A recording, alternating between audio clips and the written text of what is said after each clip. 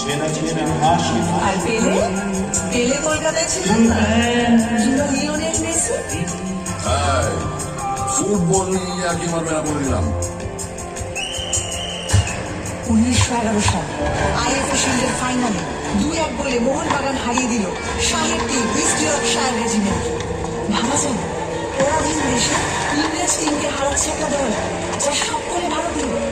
কলকাতার ইতিহাসে জল করছে সেই দিন। ওই সালে কিন্তু ভারতের রাজধানী সরিয়ে নিয়ে যাওয়া হচ্ছে দিল্লিতে। তার আগে 139 বছর ধরে আমি ছিলাম রাজধানী। ব্রিটিশ ভারতের মোস্ট ইম্পর্টেন্ট শহর। আরে তুমি লজ্জার কি? এটা গর্বের ব্যাপার। কলকাতায় তখন স্বাধীনতা আন্দোলনের এমন ঝাঁজ ব্রিটিশরা সইতে পারছিল না, তাই 1905 ঠিক করলো বাংলাকে বিভাগ করে দেওয়া।